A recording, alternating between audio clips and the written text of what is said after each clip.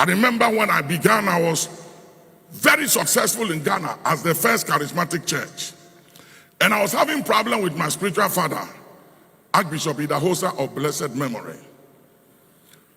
Ora Robert came to Ghana. We filled the stadium during those days. Huge. Inside, everywhere was packed. It got into my head. When I saw the numbers, it got into my head. I was very young at that time. And so when Ora Robert went back to America, he did a newsletter. And in the newsletter, he said that action was one of the branches of Archbishop Benson Idahosa. One of my young pastors saw that and said, it's wrong. You have to put a disclaimer on it. He's your spiritual father, but your church is not for him. I was very stupid because if he's my spiritual father, he trained me. What is wrong if he claims that my church is his? Anyway, so I wrote to Ora Robert to change that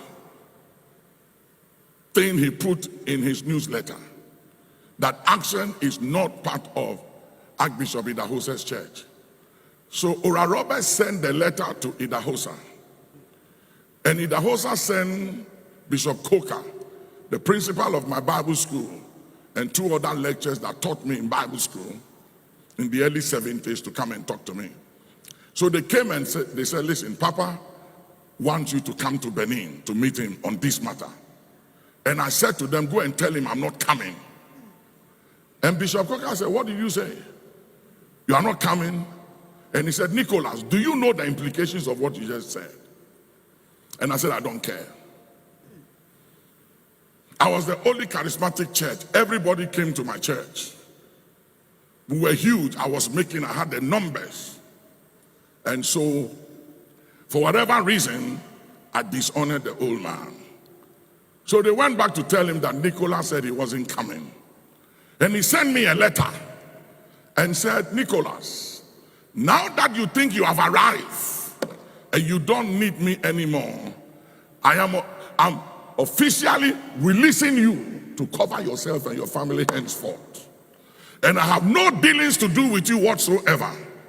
Before them, anytime I had a dream when I was young and I was battling and confronting things, every time I would see the old man appear and he would join me in the battle.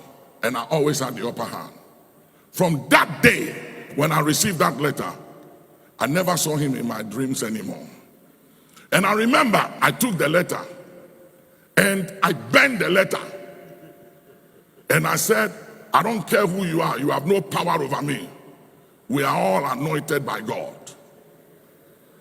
So foolish. Because I was very powerful at that time.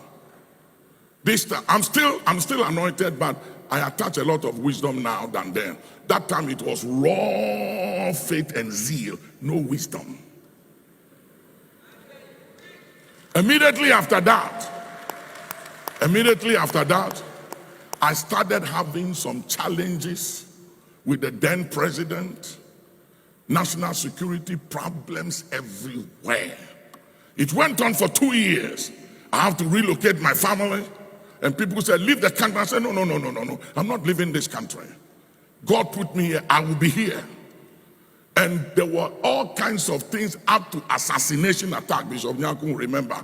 And the night before the assassination, the word of the Lord came and told us exactly what was going to happen and the time and everything. And it happened just as we were told. But God gave me an escape. And it went on for 2 years.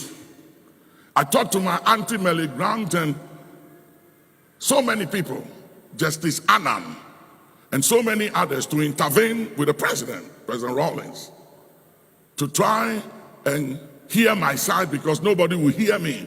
I was heavily misrepresented, character assassinated, high level.